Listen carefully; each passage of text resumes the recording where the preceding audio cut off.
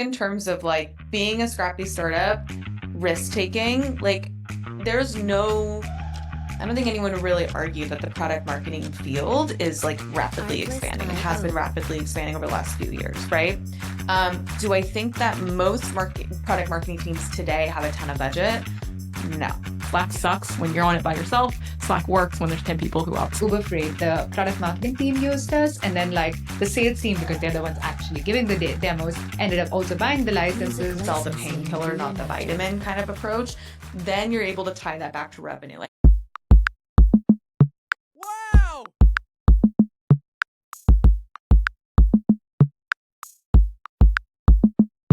Wow. All right. Well, everyone, welcome. We're so excited that you guys are here spending your Tuesday afternoons, mornings, wherever you're listening from with us. I'm thrilled to be joined with Madison, Leonard, Sakshi here from Hexus. We're going to try something different that Madison and I have been having some conversations about, which is in this world of this new, let's call it season, or like, when they think about wines, right? The season of startups that are AI native, AKA I haven't raised $1 billion with my Series C and Series D, and I'm now sprinkling AI into all my product to make sure I'm relevant. We're actually, really privileged to work with a lot of companies like Sakshi and Hexus who are actually AI native. So what I mean by that, they're actually built from the bottoms up or ground up, maybe that's the right language, with actually, using quote unquote real AI, at least the LLMs and a lot of the technology that's embedded us, which is give rise to an interesting problem of how do you drive differentiation, how do you drive messaging, how do you drive positioning, all that fun stuff. And so that's what we were hoping to do over the next 90 minutes with you guys as well, because no one wants to be talked to for 90 minutes. So 30-second intro of myself. Some of the names I see are familiar, which is it's good to see everyone after like 5-6 years since I've stopped doing content. But my name is Shyna. I'm now based in San Diego. I'm now a mom since I saw a lot of you guys. I have 2 girls below the age of 3, so you can imagine what my days look like. I have more of a like enterprise B2B product marketing background. You can LinkedIn stalk me, led product marketing teams at Microsoft, Marketo, etc. I've been in the game of doing consulting since 2016, 2017. So definitely before it was cool or in vogue. So, still trying to figure out, going back to seasons, what season this one is for me in terms of the types of companies and stuff I enjoy partnering with. But yeah, it's been a fun journey, and thank you guys again for joining. So Madison, I'm gonna hand it over to you, and then Sashi, gonna hand the baton over to you if that works. yep, cool. Thank you for the intro. So my name is Madison Leonard. I do see some familiar faces, which is great. Hello. If you don't know me, I am a product marketing consultant. I've only been doing that for the last 2 years, though. I started, my background is sort of in the direct consumer space. I worked for DreamWorks Animation, worked on an app for them, later acquired by Yahoo. But then I kind of sort of pivoted and went PLG and like the B2B side of things, worked at ClickUp, did some PLG free trial stuff at Vanta, and I've been at various places. My expertise, I would say, in terms of like product marketing lens is in the like growth space, which we'll talk about a little bit more today in the context at Hexus. And yeah, like I said, the last 2 years I've been really focused on consulting both in the B2B and the direct to consumer space. Awesome. Over to you. Yeah, so I'm Sakshi. I'm the CEO and founder of Hexus. My background has been a lot in engineering, actually. So I worked at companies like Google. So Google, I was a tech lead in Google Ads. Then I ended up joining a startup. So I joined a B2B cybersecurity company, wanted to learn all about B2B, but also just the startup world. I realized I loved it so much that I started Hexus. So I started Hexus a little over a year ago. I know we talk a bit about Hexus, just a quick intro. We are an AI product storytelling platform for other B2B SaaS companies. We help companies like Calendly, Uber Freight create, adapt, and measure their product collateral. And generally, we serve like product marketing and customer education teams. And super excited to be at this webinar and like really looking forward to what we come up with. Yeah, it'll be fun. I know a few of us have joined since, so just a little bit in terms of format, background, and just flow. So essentially, the way we'll go through the next 90 minutes is almost to break it up into chapters. And obviously 90 minutes is not enough time to come up with a full go-to-market strategy. But a lot of what Madison and myself get to do when we first get on calls with founders, with CEOs and CMOs is to walk them through our process. And that's what we're hoping to do, like almost of a mini boot camp. And Sakshi was kind enough to join us and do this with Hexus. You'll understand in a bit why Hexus I thought was uniquely interesting for this community, but let's not lead. Let's bury the lead. Actually, let's use that language. So just quickly, how we'll go through is first, as everyone knows, because I see many of you on here are seasoned product marketers focusing on really ICP, so ideal customer profile. Think about it: demographic, firmographic, technographic, behavioral, right? And we can kind of break down and create a hypothesis just based on what we know about Hexus, aka looking at the website, understanding some of their sales materials.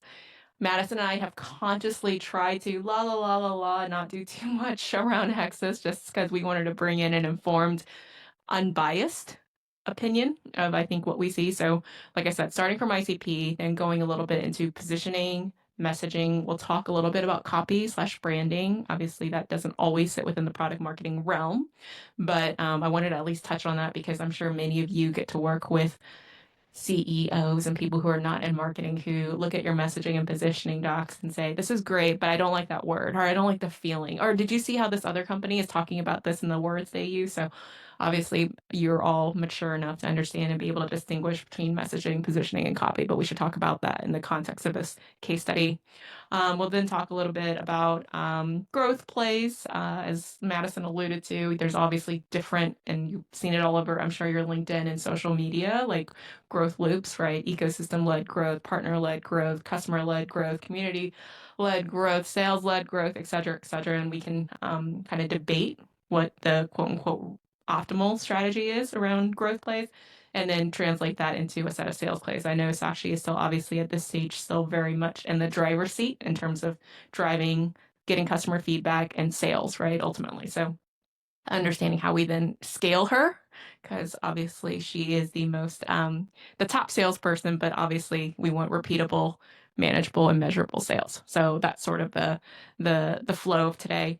On purpose, I promoted all of you, if not to panelists, if not, you should have an allow to talk button. I saw a few of you declined it, which is totally fine. You're welcome to use a chat as well, but just in terms of housekeeping, after each section, we will pause and allow for open discussion. I'll try to be the timekeeper as much as I can, but look, if it was this easy to go to market, like, companies wouldn't waste billions of dollars in terms of time, energy, and resources debating this stuff with their boards, their executive team, consultants, et cetera, et cetera. So it's okay to have a different point of view is my point. And I'm encouraging it because I think it allows the nuances which you don't get in a, 500-word tweet and or LinkedIn post. All right. Any questions? If not, I'm just going to dive into ICP if that's okay. So I'm Sorry.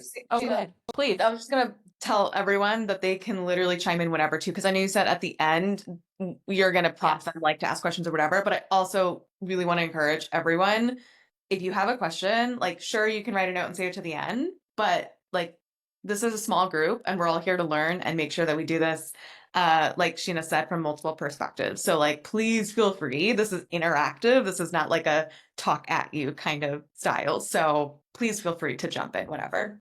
Yes, thank you for that. All right, I just like I know some of you are probably in transit and driving, so focus on that. But for those of you who are stationary and or in front of a computer or device, I just popped up the Hexus website because believe it or not, no matter what study you look at, 60 to 70% of consideration in terms of when people are learning about you is going to be obviously through your website.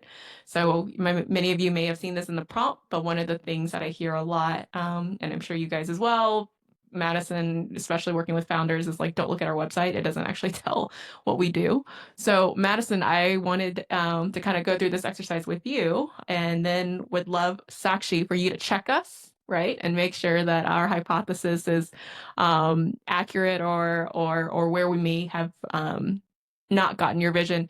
So let's focus a little bit on ICP, and let's take that lens, as I mentioned, through like demographic, firmographic, We can start firmographic because maybe that's easier. Firmographic, demographic, technographic, and then lastly, behavioral stuff / psychological, like whatever language you want to use. Does that sound like a good framework to go through this?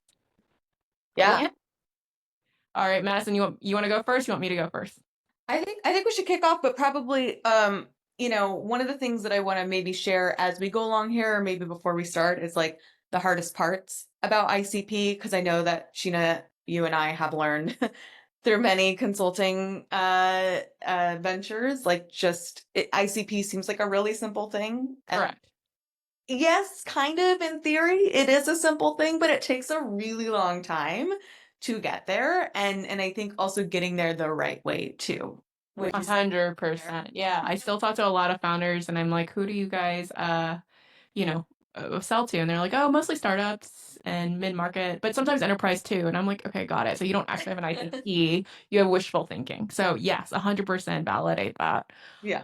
Okay, let's start above the fold. So for anyone like who knows what a newspaper is, that used to be the language back in the day, literally was above the fold. And so a lot of times the reason I bring that up is when back in the early days when you used to create websites, you literally had H1, H2 above the fold. And that's obviously very important because even though my screen is blown up, it's the literally first page that you land on. Yep. Any thoughts, Madison, or you want me to dive in, or however you want to go? Yeah, I think in general, so a couple of ways that I usually go about ICP. First things first, Chatsky, I might put you on the hot mic seat right now, but in terms of like customer data that you have, and I mean more qualitative more than quantitative, like surveys that you've done, talking with customers in the early days, etc. Two things. One is that do you typically find that you get that information very quickly from customers? And second question is, do you feel like that is on your website today, or is that something that is more internal company knowledge? Like basically like what customers are thinking about us, or who your ICP is that something that you guys have like defined today, just out of curiosity, as we like dive into the top fold of this stuff? Yeah. So for right now, our primary ICP is mid-market, especially product marketing and customer enablement teams. The companies have to have obviously a SaaS product. They have to have a product forward strategy. And generally, like obviously we played around with, as you said, like with startups, you always start with startups, but then we found it through both conversation, our existing data. It seemed mid-market is the right fit for right now. And then our goal is obviously to start going enterprise at some point, but right now focus is about. Okay. So go ahead, Madison. Oh no, sorry. I don't know if that looked like I was gonna say something. I was just gonna jump in and say I'll just go like outside in, right? So when I immediately land on the page, okay, the main CTA is a free trial. So clearly there's some PLG motion driving. So to me, free trial, unless like you've reached Slack scale, is mostly going to be, to your point, mid-market and SMB. So I think that journey again, and then the no credit card required, I think is interesting because I would assume like SMBs are very credit card, maybe even startups sensitive, in the sense that obviously cash flow is expensive. They have to make a commitment with their credit card. I'm almost like, okay, you're for smaller companies then. Because mid-market companies, like, they don't really, this is not going to like mean anything to them. So that automatically makes me assume that. When I see free tools, and again, this is just H1, right? I haven't even scrolled down. So this is literally me so book a demo to me says, okay, well, you're doing PLG, but you also are encouraging some sort of a sales-led motion as well, right? There's a human, I'm hoping, on the other side of this. So I assume that, it's a sales-led motion, but PLG being a big piece. Free tools, interesting. And then I go to, okay, like Hexus and Product Hunt. So Product Hunt, I know, for those of you who aren't familiar, is a great website for developers, for founders, for product people to put like a V1, for lack of a better term, product out there and to get community feedback, to get usage data, to get learnings, to get adoption, right? And so my point is enterprises aren't using Product Hunt. Mid-market, depending on how you define mid-market, and mid-market is obviously a huge bandwidth, they generally aren't using Product Hunt, right? It's usually like startups, SMBs, and then maybe science experiments. And I mean that kindly, like within a larger company. So again, I'm just like going through my thought process of when I go outside in of this website, and everyone please chime in if I'm with your thoughts and opinions as well. So that's just literally on CTAs, looking at the what do you call it? drop downs. Oh, God, sorry. It's clearly the end of the day. The Yeah. headers, right? And then, okay, now let's focus on the language. So that's what I'm immediately drawn to is like, okay, what's a CTA? What are like the headers? What are they asking me to go do? What should I go think, feel, do, right? You guys have all heard that framework.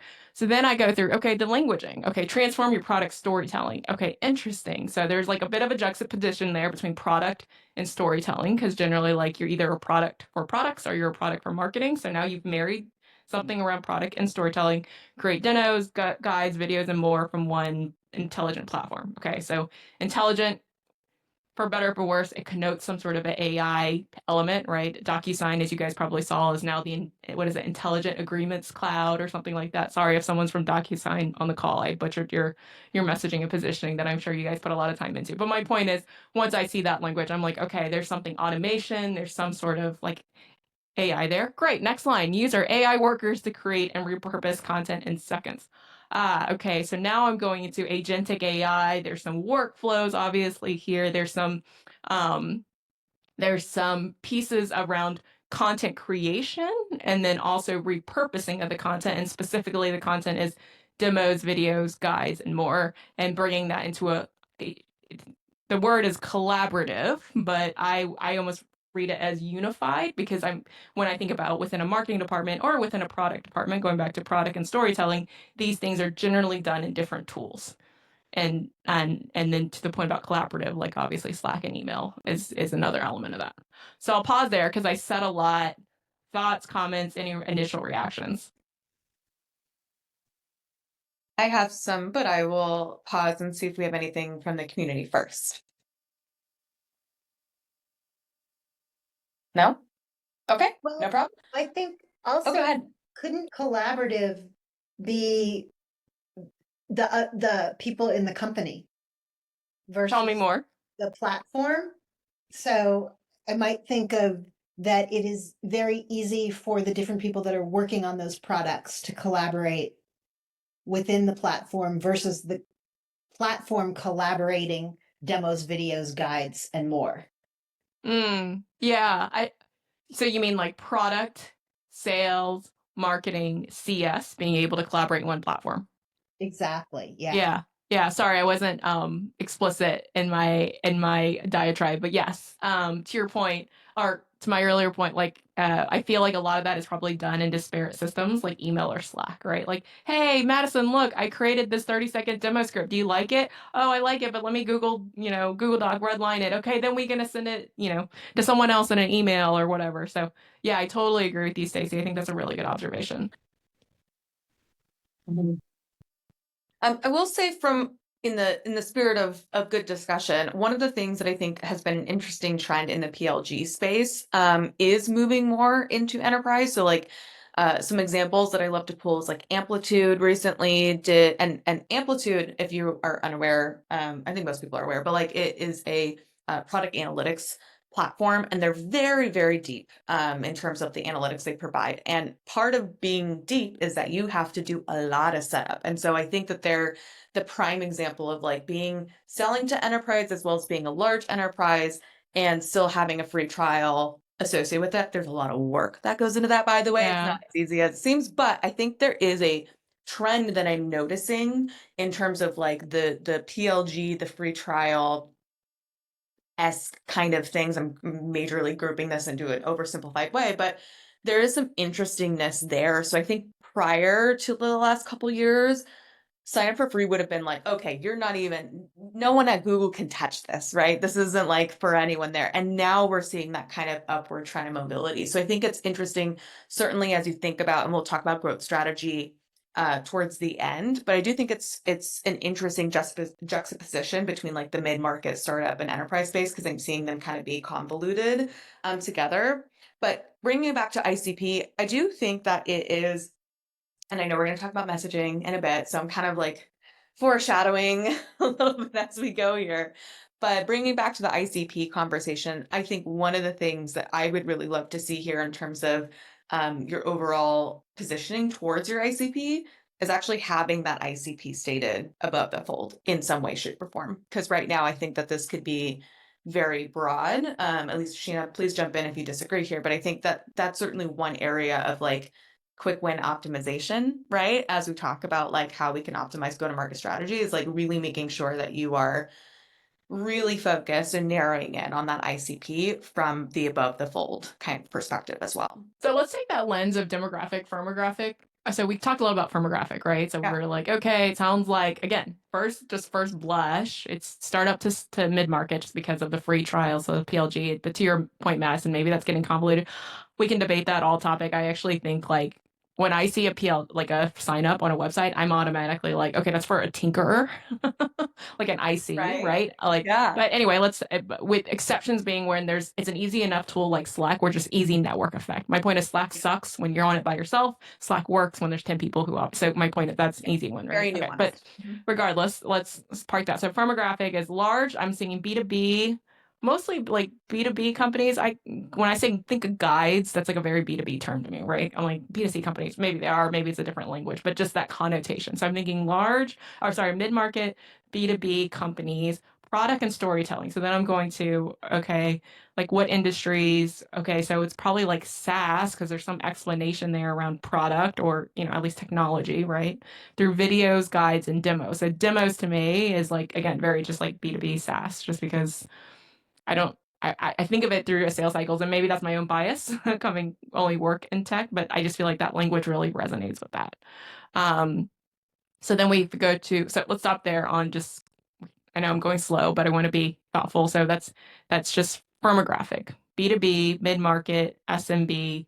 I would say industry agnostic, but something around like business services or technology, something where you have a product and you need to go and demo what you're doing at scale would be like, right? Maybe the word that isn't here, which is like you're doing this repeatedly over and over again. Otherwise, you could just do it one off. Like you clearly are doing this enough where it warrants an investment in something else. Thoughts, comments from the community? Anyone agree, disagree? The last thing I'll say, and this one is a little bit firmographic plus psychographic / like behavioral, like AI workers. That's still very, very new, right? Obviously, for those of us on this call who are like reading the latest and greatest on LLMs, and Sakshi, I am going to ask you to check us, but I hear a lot from enterprises who are still very hesitant and reticent to truly adopt AI workers. So my point is, it's people who are companies that are tech forward, who are like, hey, I have a scale issue, I have a cost issue, I have a people issue. I can't just throw money at the problem. I actually need to figure out, use technology, how to scale. So I'll pause there. Sakshi, anything I said that's grossly off from the data you guys have so far with ICP? No, actually, I don't think so. It's pretty close to what you're saying. There are obviously few aspects. One is like we do have the integration with Product Hunt. So, and you rightly mentioned that with Product Hunt, there are sometimes companies like Notion who do launches and Linear and all of that, but it's generally been a lot of like, the free trials and YC companies, right? And YC companies or pair companies who is our investor, basically companies that are just launching and going to market. The good thing about Hexus is once they do use Hexus, they put us on their website, gets us the first traffic. So even though it may not lead to our direct ICP, it's almost like a free channel of promotion for us. So we definitely keep that in. But I do take your point, like, how that could confuse some of the users that it's actually not a tool for mid-market versus SMB. But in general, I think what you're saying is correct. The collaboration, yes, we do want to encourage both all the product team, but also the product marketing team and adjacent team. So it's like it is collaborative in the sense that we want more people to use Hexus. So everything you guys were saying in that. So I would say it's still pretty much on point from like what we do and like our target end customers. Yeah. Okay. That's great. I do agree with Madison to your point in terms of like adding, like, hey, you can imagine at H1 of like for marketers looking to scale the creation of demos, videos, and guides. I mean, obviously I'm spitballing and now we're messing up messaging, positioning, and copy all into one for Madison.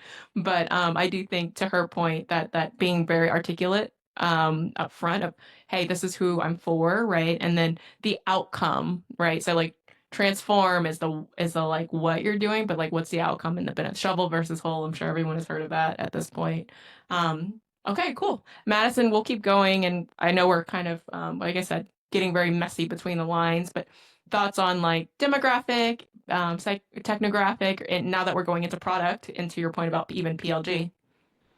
Yeah, I think probably one more open-ended question as we talk about ICP a little bit here is like, I think I definitely see a world, and of course I don't know much product details right now. We're really sticking at the high level, like looking 30,000 foot in. But I think that in general, what I have seen quite a lot is going after multiple segments within a market. All segments may completely have so much value from the product, but I think especially in early days, going after multiple segments at once can be really, really difficult. And so I'd be curious, to hear, and there's many factors that go into like how you choose your like priority number one versus like the other two, right? But I would definitely recommend like that priority one be in that above the fold. And then you can have the other priorities two, three, like you can have multiple segments. At ClickUp, we had like a bajillion segments because there were so many things you could do with the product. So I completely understand that approach. Um, and I think there's always a balance when it comes to like the stage of the Yeah, company. it's like a wedge strategy to your point. How do you Exactly. get your foot in the door? And Madison, you and I have talked about like point solution, right? And solving a specific pain versus being a platform. Not at all, so actually that you're trying to position Hexus as a platform, but to Madison's point, how do we be more articulate and upfront with the exact pain we solve? Yep. Mhm. No, I completely agree. And like, I think we also keep playing around with this. Like, we obviously have our primary ICP, which is in product marketing, but then we like the temptation to not discount some adjacent users is always there. But yeah, it can be like focus on our primary ICP and then expand from that. Yeah. Exactly. Yeah. So going back to demographics. So when I see, okay, now you're into like what usually you go below the fold. Now you're going to like what's the promise of the product, right? Like what are the outcomes? So usually you see it can be a threefold like this, or I'm sure you guys have seen where it's staggered. So repurpose content, keep content. So this goes back to the scale problem we talked about, right? You have AOA workers, you have a problem where you can't just throw people at it. You're trying to scale through tech. So I'm curious, like again, going back to the juxtaposition, like immediately I'm like, okay, these are big company problems. Like, how do I repurpose content? How do I keep content up to date? Like I totally get it, right? And we talked about the maybe hesitance or resonance there. So I'm curious, like, how you guys landed on these. And I'm assuming you have a lot of feedback and how you feel like that lands with the ICP that we previously talked about. So for us, I would say it's kind of like both towards landing with our ICPs and also a little bit landing towards our target ICPs, which start going a little bit bigger. So for example, like with Calendly, who is like one of our earlier partners and customers now, it was keeping content up to date because they are a PLG company. And for them, it is like like they have platforms, you can still use Loom for recording, but then it is keeping content up to date, like being able to repurpose content. You have strategies which go beyond like one kind of content. That was all kind of our hypothesis when we started as well, which is like, how do we go about things and like what would our target market be and like what would they like, which is better than any other platform.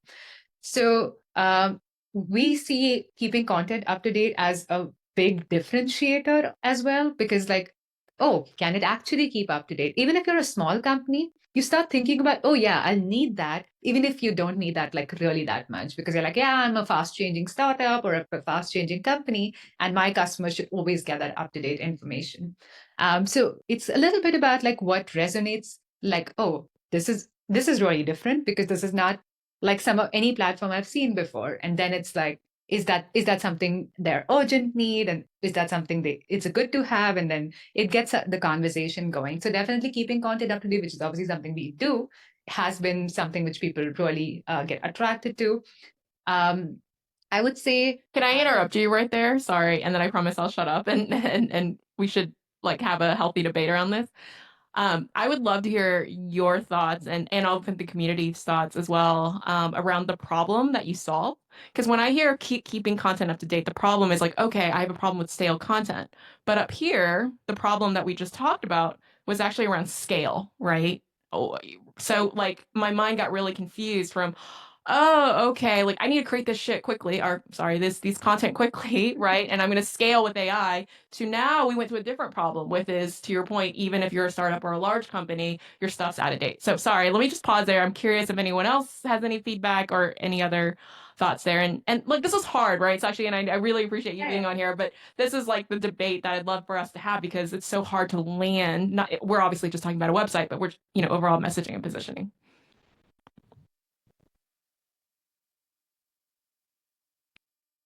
Jump in. Anybody. Madison, Sakshi, anyone. I do have thoughts, but I was trying to give anyone an opportunity in the community. But go ahead and just chime in if you guys think of something. But I agree with you. As we were going through all of these things, I had the same thoughts that you did, which is like, even if you scroll up a tiny bit more where we say move faster, convert more. Mhm. When I hear the word convert, I hear like demand gen teams or someone who's in charge of like performance in some way. And usually product marketers are not, they're adjacent. They are of course, trying to contribute to teams' KPIs in the marketing department.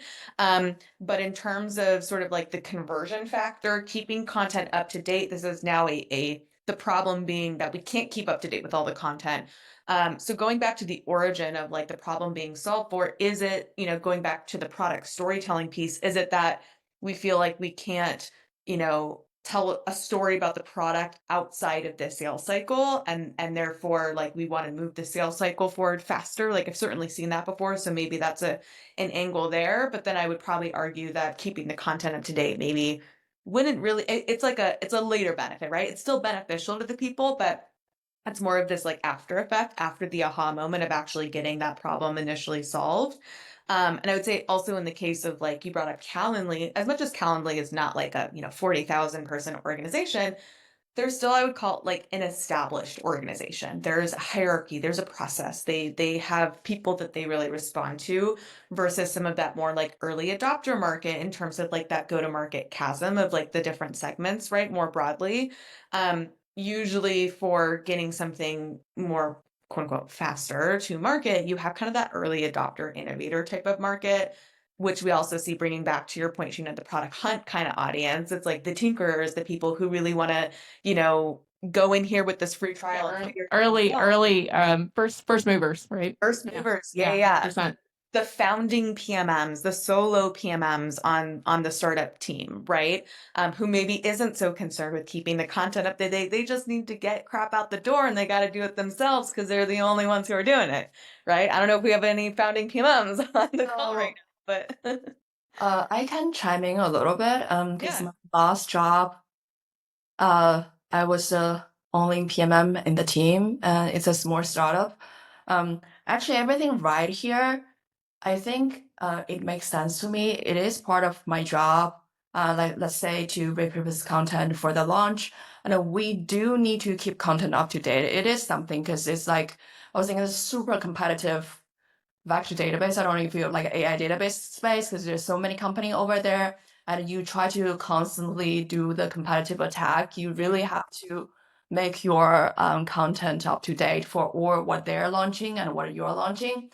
But I would also agree with sorry, I don't know. Shyna. It's okay, Shyna. Shyna and Madison, it's like it's not exactly parallel in terms of like messaging. There's free messaging to support the key positioning. So on that front, I realize what you guys are talking about, but the three things benefits here actually make sense to me.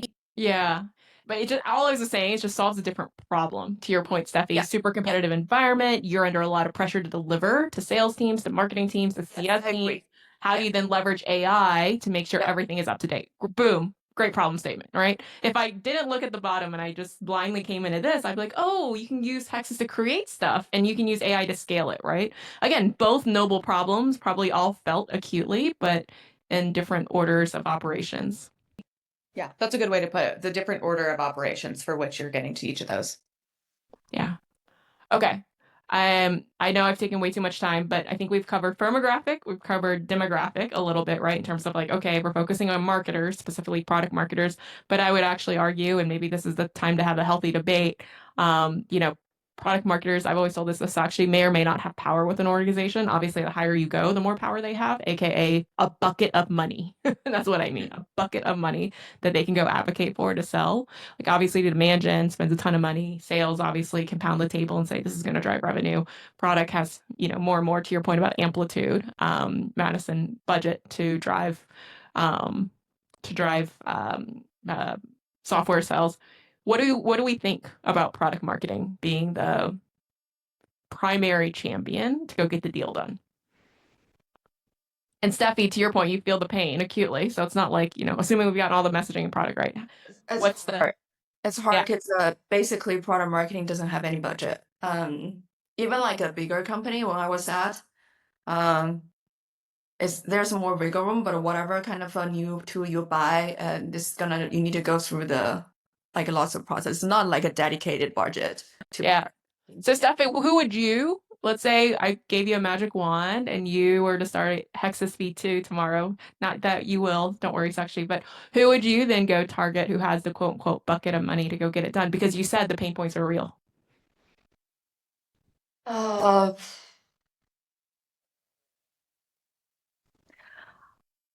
would say like within the marketing team, the money is always easier from demand gen because right, you need to deliver certain kind of results that can easily tie to the investment. Sales, they do have budget for different tools, but I think this is like the use case is a little bit far away from what sales actually care about. That's my With the exception of SCs, I would argue, right? Because they're doing a lot of demos and videos and stuff like that. I'm assuming. I guess it depends on your sales team. Yes. I mean, but SE's budget probably comes with like sales as a whole as well. I don't know about the SE team that well, actually. Yeah. No worries. Yeah. Madison, what do you guys think in terms of the bucket of money problem? Yeah, I was thinking that as we were kind of going through this, because I think that product marketing is on a shift right now. So I think in terms of like being a scrappy startup, risk taking, like I don't think anyone would really argue that the product marketing field is like rapidly expanding and has been rapidly expanding over the last few years, right? Do I think that most product marketing teams today have a ton of budget?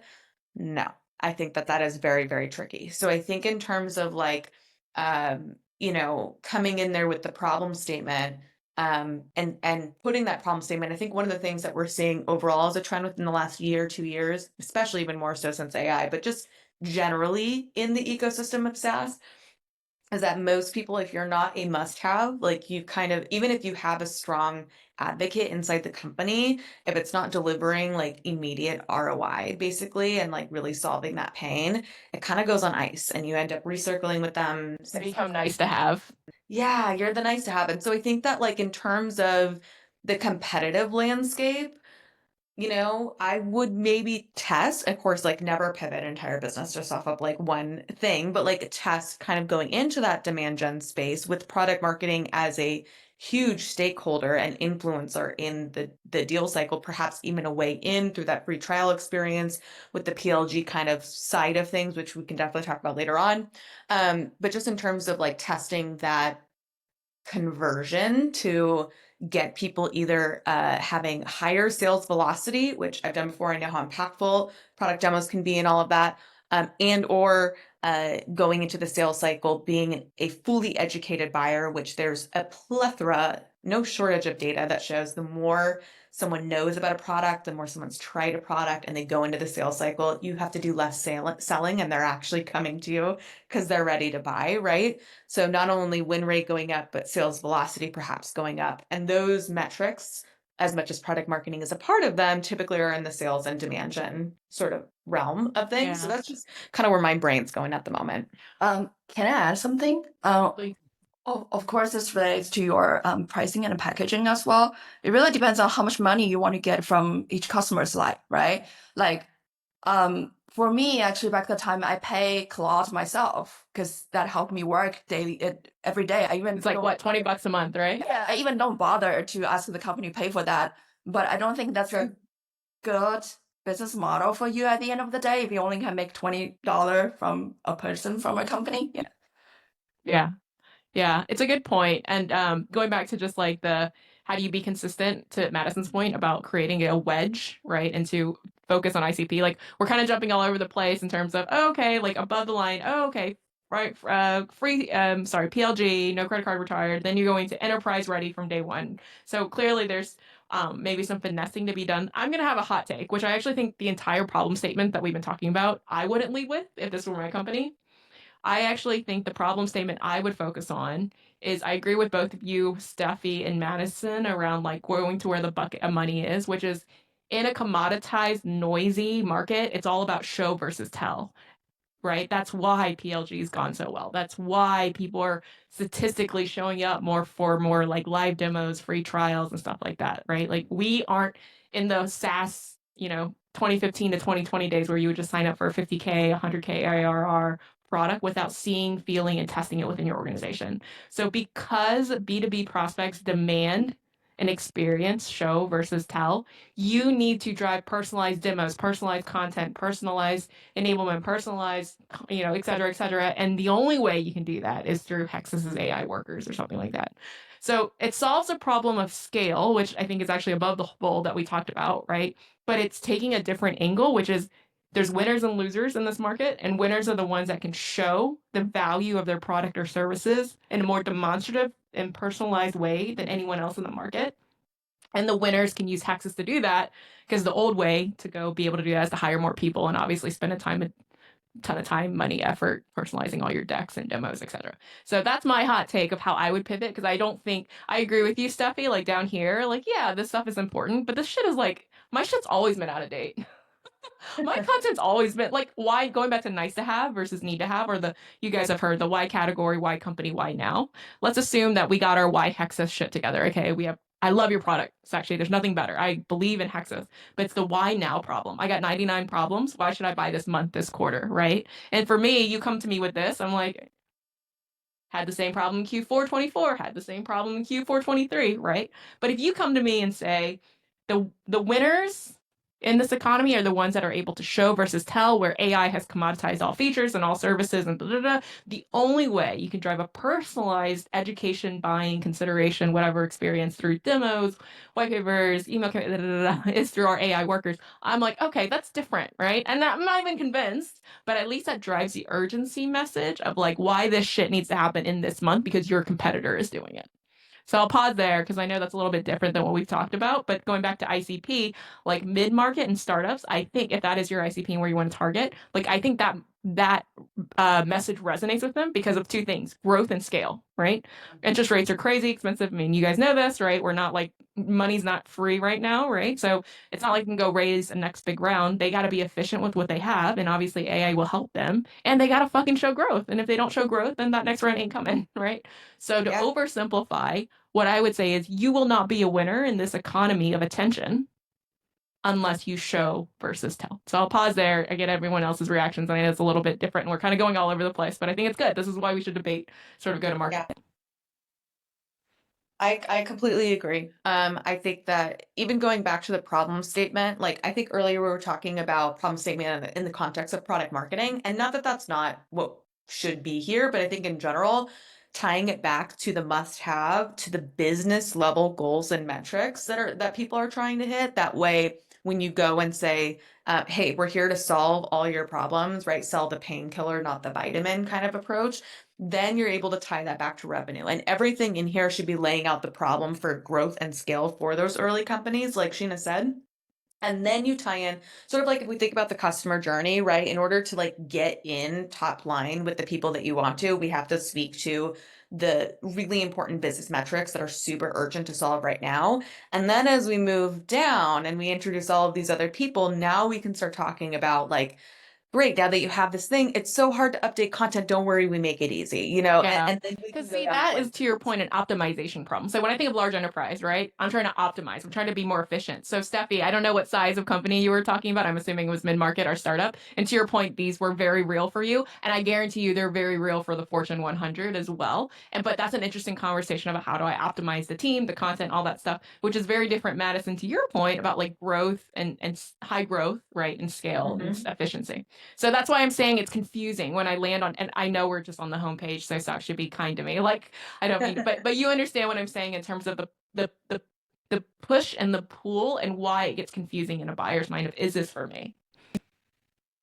No, I think I can see that. Like, basically, as you're saying, like, there are a few areas where we're like, oh, we are enterprise ready. And then we're like, okay, then we also give you a free trial and we give that. So obviously, we right now we want our audience to be as broad as possible. We also want people to just try the product. But at the same time, I do get your point on this. One thing for us, the way we expand our market, I know, Steffi raised that if you have a $20 product versus a $49 product, in almost all the companies we have started with whatever plan, we've expanded our users. So, for example, with Calendly, even though we started with product marketing, now they're customer enablement, now even their marketing team uses us.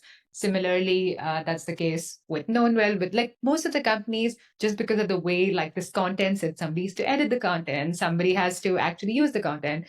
Same with Uber Freight, the product marketing team used us, and then like the sales team, because they're the ones actually giving the demos, ended up also buying the licenses because that's kind of like they're not the creators, but they're the users, which is why we try to go a little bit on the collaborative angle and things Yeah. like. Yeah, no, that's a really good observation. And Madison, to your point about like a wedge strategy, how do you get in? Okay, so let me just reframe really quickly. I'm going to toss it over to you, Madison. We talked a little bit about ICP and the concept of demographic and firmographic potentially, being really tight on the problem we solve. And so therefore, what's the ICP? And when I say the problem we solve, I mean, what is the product? Obviously, very uniquely, to use Madison's language, a painkiller to go solve. Okay, if it's really, we can create rapid personalized buying experiences for sales and marketing. Maybe that's the bucket of money, right? It's funny. One of the people I consult or I consult for, he teaches AI courses, and you would think this thing would sell like, I mean, he's a dynamic speaker. He used to be in product on the AI team at Google, so you would think this thing would sell like hotcakes, right? And he's like, here's what happens, Shyna. Like, I go and I have all these conversations with CEOs, have conversations with CROs, with CMOs, and they're like, yeah. And then we get down to like negotiating, and they're like, ooh, 10K? I don't know if I can find 10K, right? And so I'm being a little facetious, but reframe I told him is like, hey, maybe the question you should be asking is at your next board meeting, no matter what your revenue looks like, no matter what your win rate looks like, no matter what your customer logos look like, the number one question that's guaranteed to gonna be coming up is how is your team using AI or adapting to AI or gaining a competitive AI, right? That's the bucket of money. So how are you going to answer that? Okay, well, you can say we bought the software, or you can say, hey, we came in and trained our product team, we trained our engineering team, whatever. So I'm just sharing that because like it's the same thing, what he's selling. It's the same hammer. It's just reframing it in a situation of why now? Because everything sounds good until you have to sign on the line. And so I'm curious, actually, and from our conversation around ICP, and like, I know it's gotten a little convoluted positioning, and we even touched a little bit on messaging. Is that a problem you guys do run into a little bit in terms of the why now? So we do run because obviously we don't start with a crazy amount, right? We're not making you charge like 100K today and all of that, which is just going to be like, oh, now I have to really explain to people. We do sometimes run with the why now. Like I wouldn't say we don't at all, because it's like, oh, I have to create demos. That is one part of the problem. Sometimes you're not in a season to create demos. So unless you are a company that has to do it often enough, and like one of the things you've said, which is why we want also ended up deciding not to support very small startups. We have that plan, but like our focus is still on mid-market, where they So have this is growth, right? This is what you mean by, yeah, okay, cool. Where they have to do it a little bit more often, because then the urgency is just there with themselves, right? Like otherwise we have to force that urgency, like, oh, I don't have to create this often. I'm just doing it once. Why am I paying for the product? Like, I don't know if analytics are that important to me. I don't know if integrations are that important to me. But those things just answer themselves as we have changed a little bit of our focus on the market. So I would say it is still, again, company specific. At some points, you're not launching a new product. Some points, you're just updating messaging and things like that. At that point, the why now just goes a little bit, oh, but it is a problem at some point. It's just not a today's problem because I have to do rebrand the whole website today. So it's just kind of like what the focus on, which is also why the product marketing role is very interesting, because it is not a fixed role. It's not like, oh, I have to always do X at one point. You also have to do Y. And like that role also changes per company and per, I guess, persona in the company as well. Yeah. It's funny. I just noticed you have personalization here. I promise I didn't look at this beforehand in terms of like your I'm assuming personalizing like name, your experience around demos, documentation, and stuff like that. Anyway, so going back to like my show versus tell, or whatever language you want to use of driving personalized experiences, I would imagine, to your point, those mid-market companies are more interested because that's part of their differentiation in their execution, right? All right, Madison, I'm gonna hand it over to you. I've done probably a lot of talking. Oh my gosh, no, this was so good. I'm like, it's like the creative juices are flowing. I love when we get on these tangents and we start brainstorming in real time and really seeing like it come to life and it's Yeah. like a path forward and like a vision for all this stuff, which is very, very exciting. So, You want to go through maybe growth plays? Since we've touched on message, or I'll leave it up to you, whatever you want to hit. yeah, I think I did have a few notes on just overall Please. customer journey, but then I do want to transition into the growth stuff as well. Is it, do you want to keep sharing your screen? Do you want me to share my Oh, go screen? ahead. Whatever's easiest. Uh, Here, let me stop. probably me, so I can, Go ahead. let's do this guy. Okay, I want to make sure I'm showing the right screen here because you'd be surprised how many times I swear I know technology, but you know, sometimes Zoom just really acts up. So, does everyone see the home page of Hexus? Yeah. Okay, fantastic. So a couple things that I'm noticing as we go through here, we did touch a lot already about some of the stuff with ICP positioning and all that jazz. I think one of the things that I think goes really missed in like when we're looking at a holistic go-to-market strategy, I don't think anyone would argue like ICP, positioning, like all of those things, sales plays, which we're going to talk about later. But I find that one of the best ways to have your own unique IP in the market, in an extremely competitive market, is actually just the customer journey holistically. That includes on the website. I treat the website like a product itself. And then of course there's like the product experience. And I know you have the whole PLG side of things. So we'll touch on that in a second. I think overall, downloading the knowledge I just learned kind of as we did the first half of all of this stuff. Couple things that I want as a person, and I think it's especially interesting the fact that I am a product marketer where I'm almost seeing it through the lens of like how I would go on this website and learn and want to figure out if this is something that I'm going to make a budget for. It's kind of going back to the problem. So as we go to use cases here, we have kind of the broad buckets of overall marketing. I think there's definitely a way to make this really more targeted and personalized and specific. Especially so, I would say everyone should do this, but especially if you are going to end up transitioning to a more like personalize your demos and like kind of the whole route we were talking about earlier, then really making sure that that experience on the website kind of matches the thesis and the ethos of like your company. Yeah. And to your earlier point about conversion, just to jump in here, it says boost conversion and product adoption. Conversion, to your point, demand gen historically, right? And then product adoption, like product and product marketing. So to your point, demand gen and product marketing, unfortunately, are just sometimes seen as different buckets of money, to use that language. So yeah. Exactly. And I may even frame this even more as like a benefit. So instead of just marketing, it's like increased conversion, right? And so anyone who's owning the metric of like increasing conversion can go click on that page and learn all about how you solve for the problems involved with increasing conversions. Or if we talk about the sales experience, like maybe, you know, one of the pain points of the sales team is that they're finding that they have to spend the majority of the early part of their sales cycle, so much time and resources on education of just what the product is, rather than like really getting into serious buyers, right? Maybe have a lot of super top of funnel, low problem awareness, right? And so solving that problem for sales. So rephrase, being very specific about all the niches that you serve for and providing a benefit-led kind of experience for them to go self-serve that information on their own. Steffi, sorry, I'm just going to interrupt. Yeah. You said earlier those 3 outcomes really resonated with you. Out of curiosity, if we were to rebuild this website, what would you click on under use case? You mean just like a click? So let's say you just came to this page, right, and you were like scrolling. Yeah, and I you would saw think this. more specific use case rather than just like Give me an example. let's say just like what they wrote is like when you launch products, you can let's say transfer your messaging doc into different kind of So maybe it's something around like to your point about outcomes, Madison, like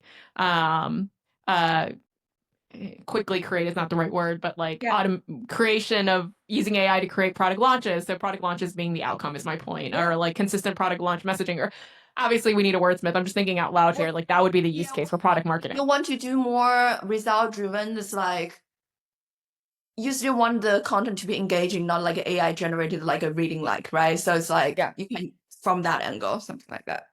Got it. Yeah.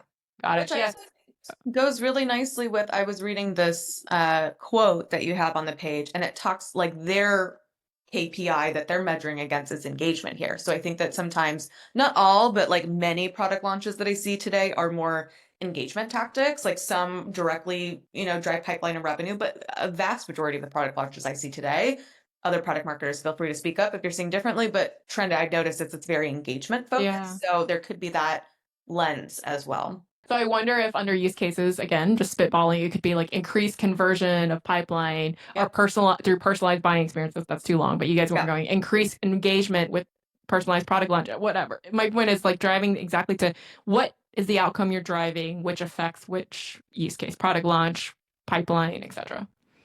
Yeah, exactly. And I think I saw some other ones down here too. Here we go, drive website demand, execute product launches, and sales enablement. You're It's like demand gen. The first one, website demand, to your point, is demand gen. The second one is product marketing. Sorry, when I say the first one, website demand is demand gen. Execute product launches is product marketing. Obviously, sales enablement is generally product marketing. So to your point, just being able to divorce the specific use cases. So when someone sees that, they're like, that's for me. And so this is going back to ICP and why that's so important, because we are biased, and especially me, towards the larger companies where those are very separate functions, right? Even Calendly, I would argue they're very, but I can also imagine if you're a startup, it's like I'm marketing and sales. I do all that shit. Yes. Oh, the fun life of a solo or founding PMM. It is not for the weak. But there's so many things you can do with it, which is really fun. And I think it gives you a more, at least this is one of the things that I found at ClickUp, like, because in the early days, we definitely targeted a lot of like the smaller companies, the scrappier, tinker kind of mindset companies. And what we found was that, especially with that product-led motion and inviting people, like that expansion really grew on the small teams, versus, of course, in enterprise you have to get like a bajillion people to sign off, and like even if they like it and use it, there's still something else they're technically, so there's so many variables. It's not impossible, it's just a layer of complexity. Yep, totally. And like, so when I look at this, just my gut, I'm like, close deals faster with collateral that stands out. I'm like, does that really close a deal faster? I'm like, okay, that sounds like marketing speak to me, right? So what is it actually that's going to close the deal faster? It's personalized. Everything on the right is awesome. Personalized live demos, personalized lead binds, whatever, right? So like, I understand that falls into the bucket of collateral. So, I mean, I'm sure that's technically correct, but going back to like the bucket of money, okay, the differentiator, the problem it's solving is what's on the right-hand side for sure. And to your point, your website, right, being part of that product as well. Yeah, and I think you brought up an interesting point. As you were saying that, I thought of kind of the competitive lens. What I am finding right now, just in terms of like the market trends, is like there's a bajillion and one for every every SaaS product you can think of. There's a bajillion and one, and like go look at G2 and you'll see the quadrant being like filled with more. Differentiation is harder than ever. It's so hard. It's so hard. And so I think that in general, like one of the hardest parts, I think if you talk to a random person on the street and you said, hey, I'm going to help you close deals faster. Like this is a big thing in the direct consumer space, is like pitch the life that you want in the future, right?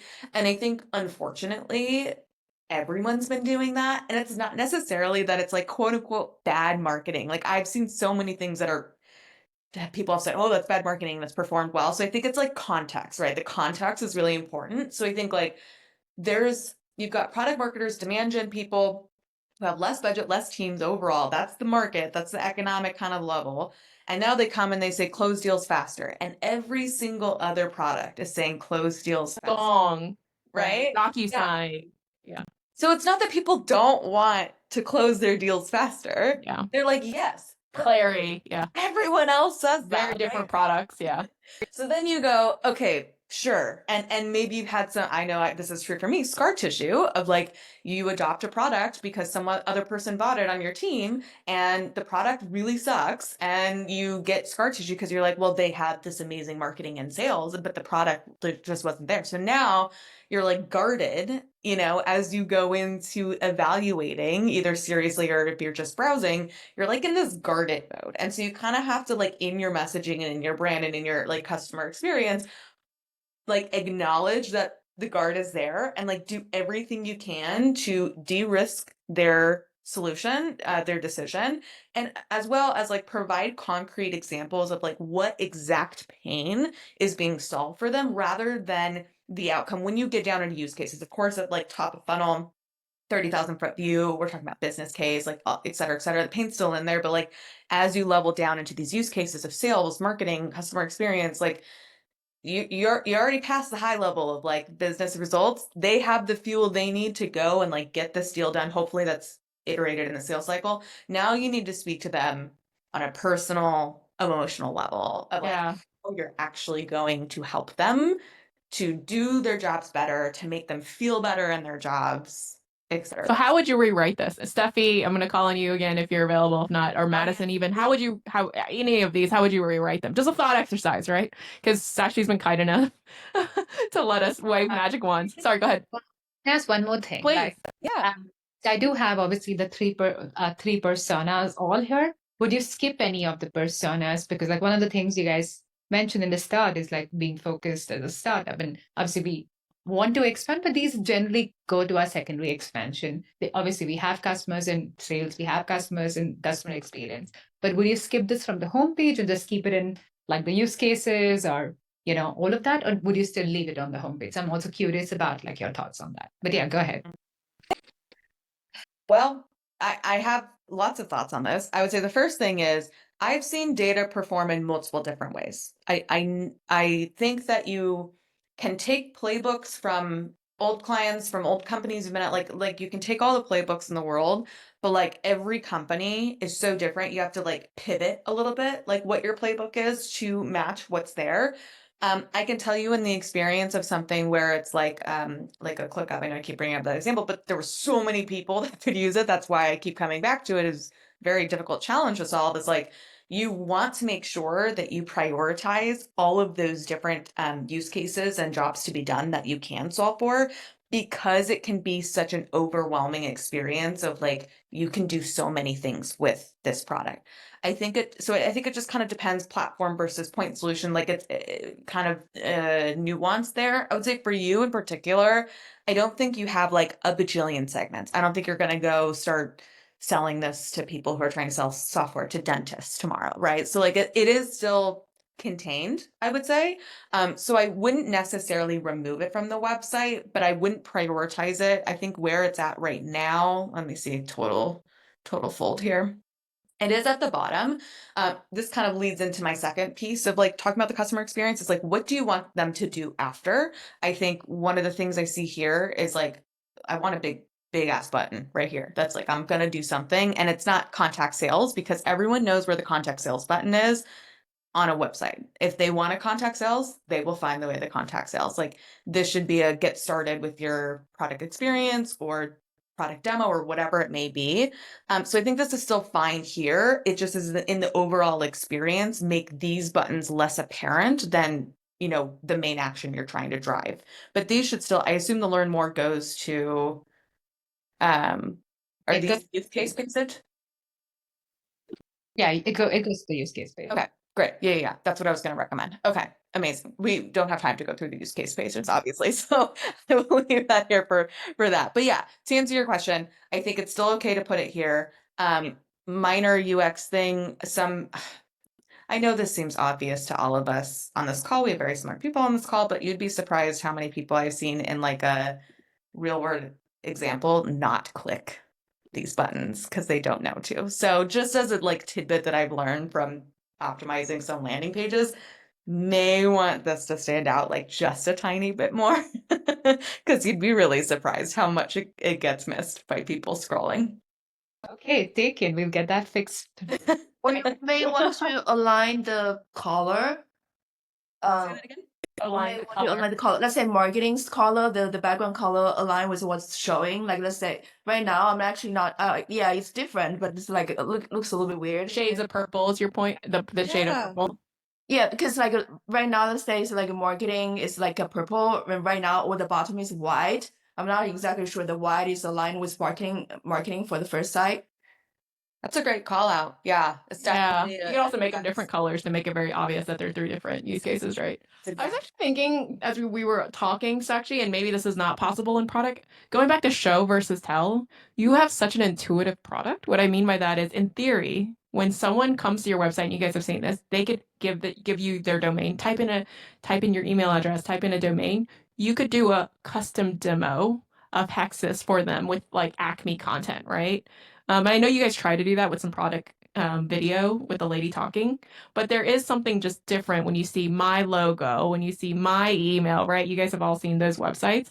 And I'm just thinking, like, since you have such a powerful, like I said, show versus tell product, can you do something like that? Create an experience like that? And again, it doesn't have to be like, level 500 deep. It's just even, you guys all know when um, like ABM first started, you would go to a website, you would put in your email and they'd be like, Shyna, you're from San Diego, you were this person. And I'd be like, holy shit, right? Like you're cooking, obviously it's probably just cookies, but 10 years ago, that was like amazing, right? Like you freaking know me. Now I'm on this custom nurture journey. So is there something like that you could create?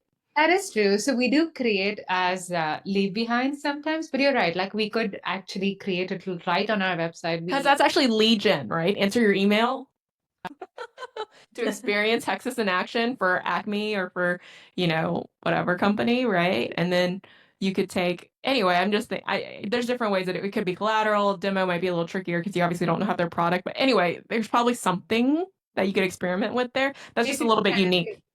Yeah, to give them that personalization experience, because as you said, like that's also one of the things which people use us for is like Yeah. personalizing the company. So I'm sorry, cut you off, please.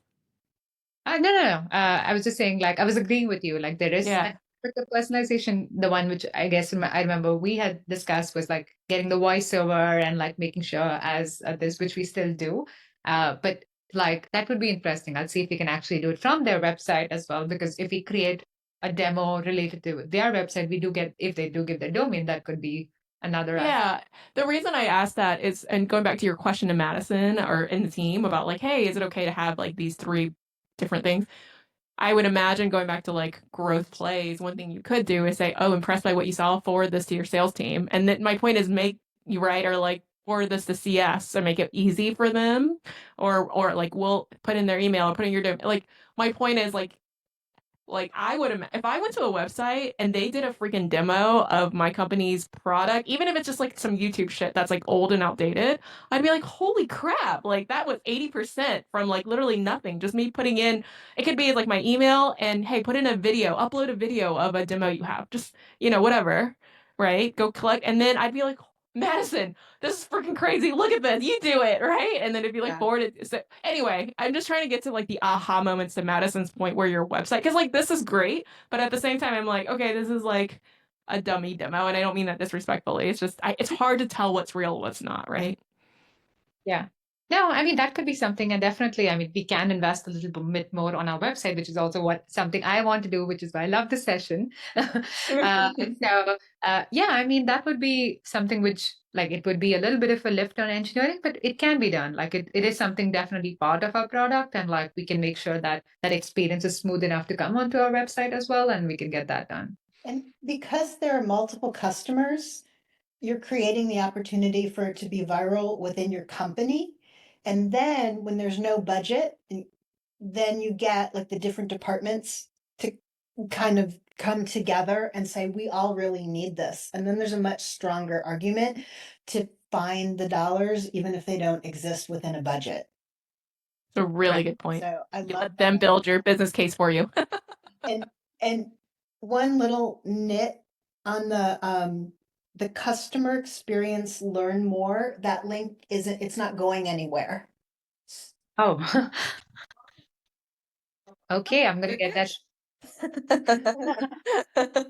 Something which is going to be fixed right after the call. Done. Yeah, and I mean, to some of the quick wins, I think that could be associated there because you are such a product forward company, not only in terms of like you have this sign up for free, obviously you have the product demo, so like all of that jazz. But I think in general, so I'm kind of like collectively looking at your company from a brand lens, like very product forward, right?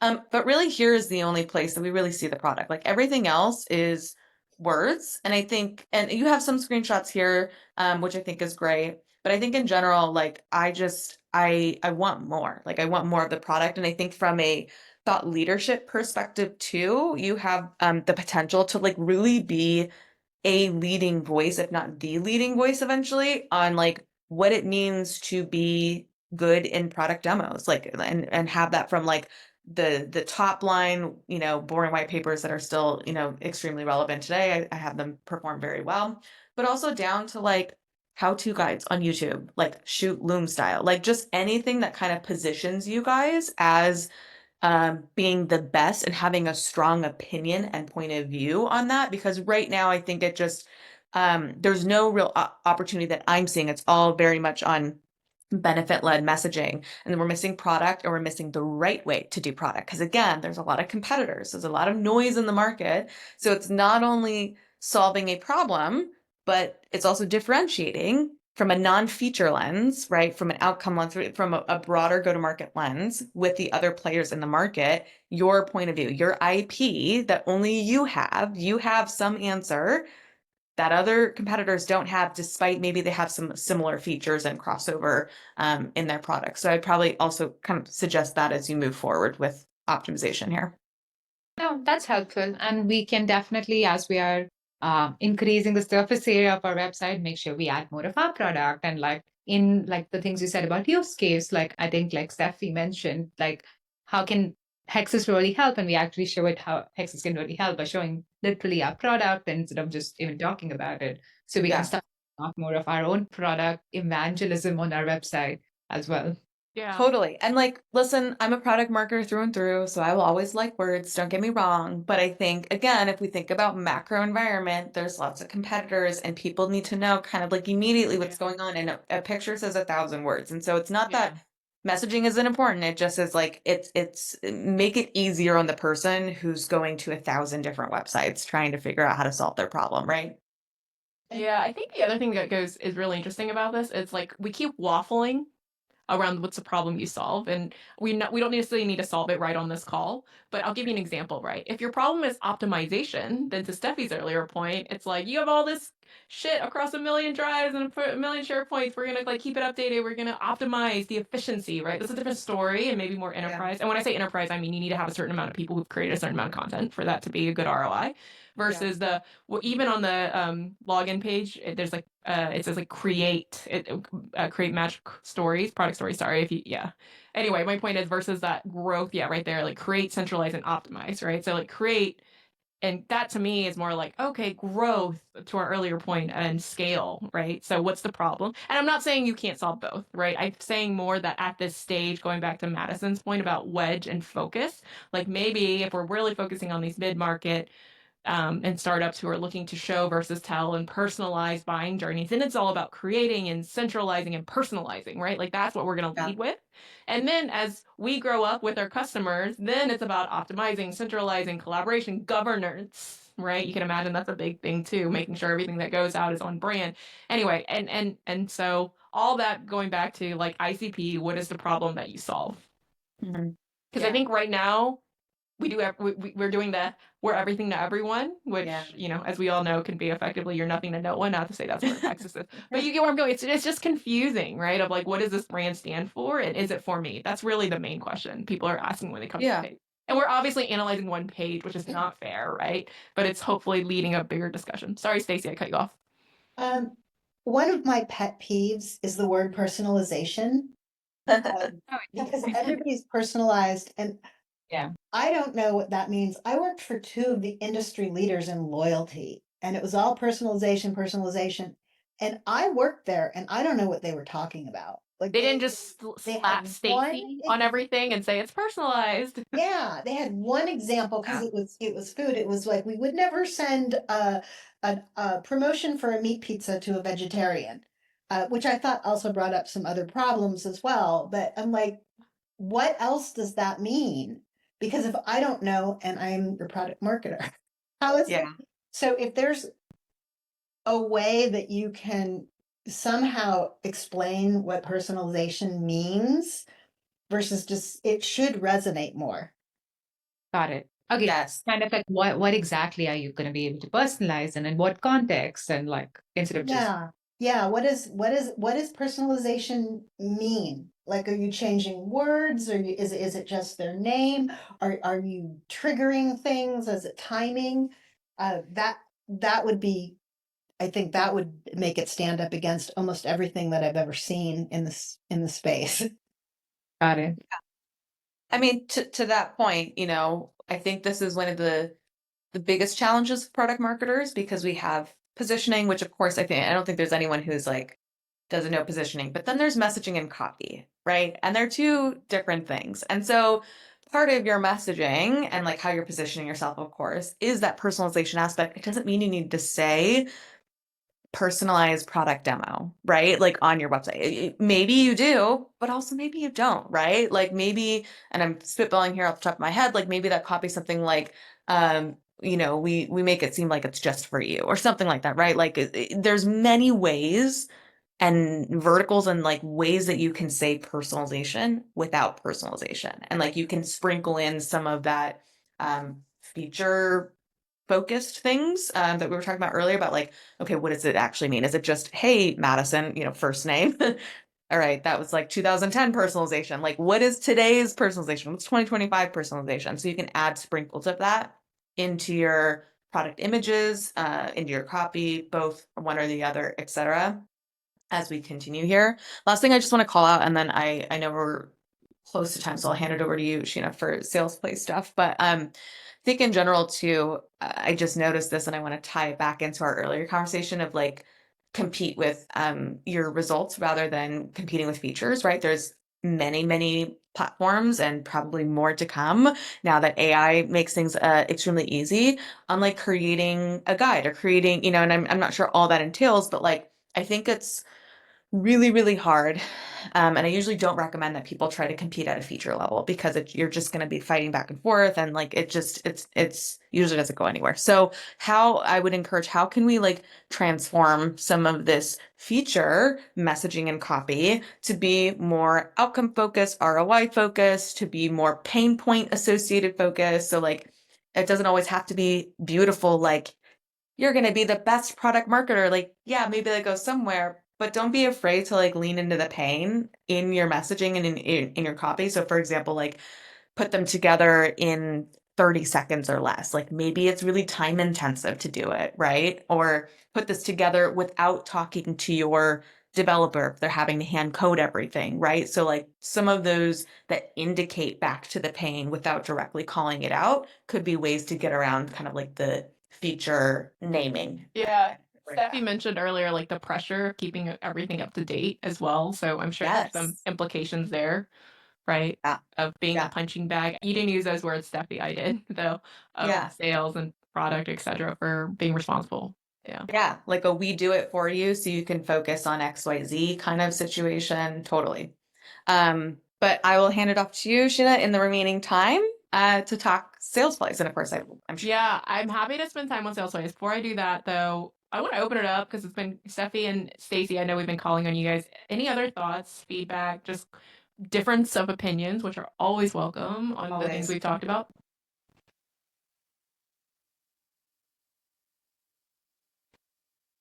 Or questions too. Questions are fine too.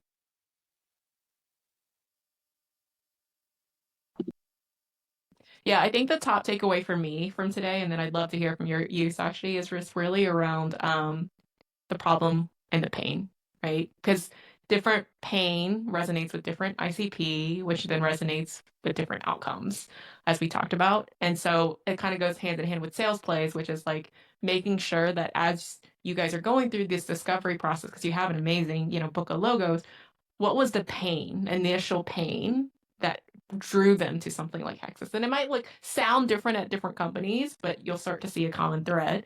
Is it, to Steffi's point, like, oh my God, I'm just under so much pressure to create a lot of shit because all my stuff's outdated? Okay. Is it people? Like I just can't hire enough people, so it's a scale problem or growth problem? Is it an optimization problem? Like I have a ton of resources, but like the right hand doesn't talk to the left hand. Is it, to Madison's point, is it developer resource? So, and then just backing into like what is the actual problem we want to solve, and then to Stacy's point, making it real. So to Madison's point around messaging. And so personalization, we don't have to use that language, but it's helping selling one-to-one or something like that, right? And then I do think there is something around show versus tell if you go down that path again of personalization. But like my point is like if the product is UI is super easy to use, it's super intuitive to understand, then allow me as a user to upload an old demo video of stuff, some of the stuff that Steffi's struggling with already, old content, and then you guys can do an 80% good enough job without any context, right? I'll be like, holy crap, that's crazy, right? You just saved me 10 hours of like designer time, copywriter time, et cetera, et cetera.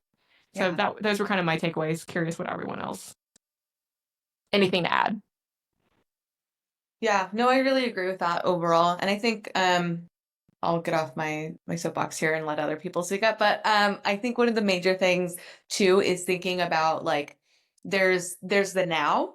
And then of course, I know as a founder, I'm sure you have a really amazing vision for like where the company is going to go, right? And I think one of the most challenging things, especially like, you know, what I hear from a lot of founders is like they go from this like visionary mode of like they're pitching to investors or getting funding. It's all about the future. It's all about what could be. And then it's like, okay, now it's now. And that can be like very disjointing, right? And I think it's very hard to like keep those two things moving at the same time. Like how do we build today and like accomplish what you have in mind for the vision of this 5, 10 years from now, whatever it may be? And also how do we solve the problem of today?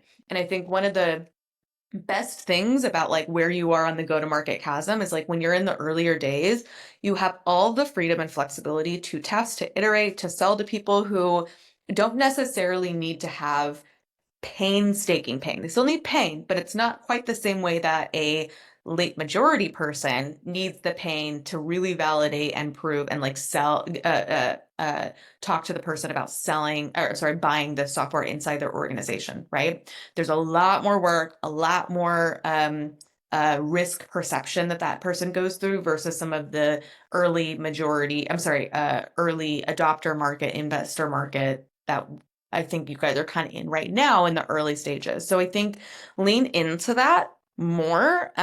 Definitely do more things to experiment and test while still trying to keep your vision forward on the future and not negating kind of like this.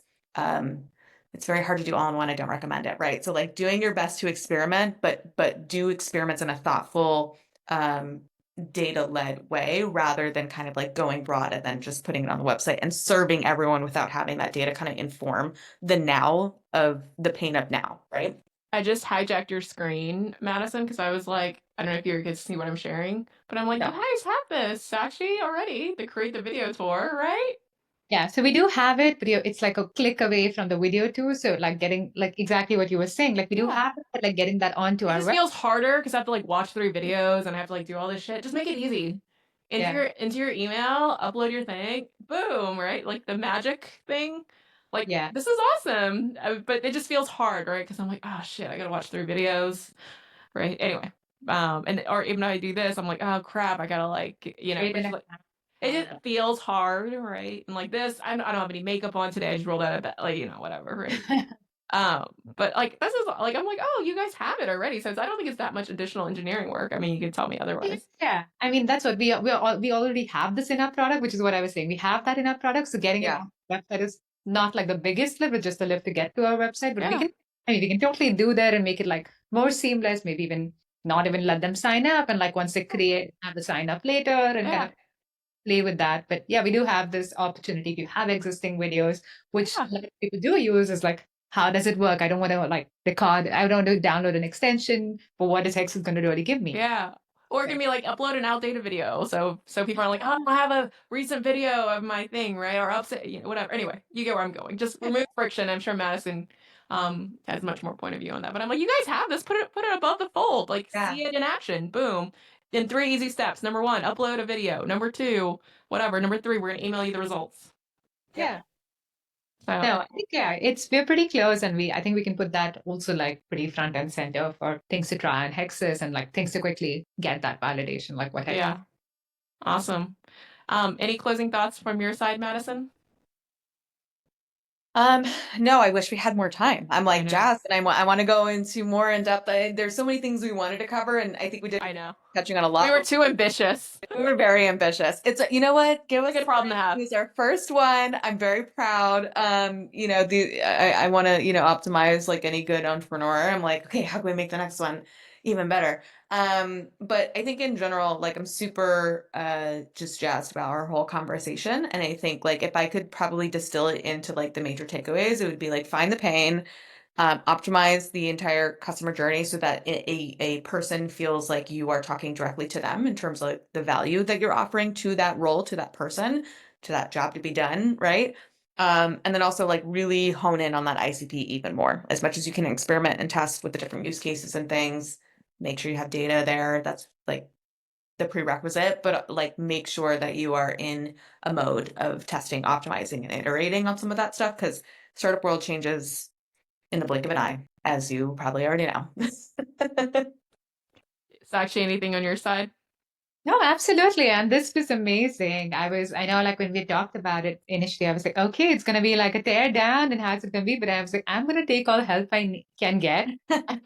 So, I mean, it's great to get people and obviously the audience here is also product marketers to give feedback to see what's resonating, what's not resonating, and like how can we do better? Because right now, obviously, we can do a lot better on the product, but also on the website. Like just get people in, like get people to really understand like and I think Madison, what you said is like, what is a grand vision, but what's today's problem also, and like what will really get them in today, and like how do we expand from the wedge and go to the broad things, and what is urgent and get them in. So super super interesting, and like super, I guess. Like for me, I have actionable feedback here. So I think, and especially like things like okay, I got website testers. So thank you so much to get Stacy for that. Like definitely like I think I can improve a lot on the homepage and make sure that people really get that messaging. So thank you so much. All right, give us feedback. You can email Madison and or I directly. I think you should have our email from the Zoom invite. Obviously, we will try to test this in different formats, and we'll see what works and what doesn't work. But I appreciate everyone joining for 90 minutes on a Tuesday afternoon when you have a lot of other things going on in your life. So say hello if I haven't talked to you in a minute as well. Yes. It's been a minute. All right, have a great day, everyone. Thanks, everyone. Thank you. Bye. Thank you, guys. Bye.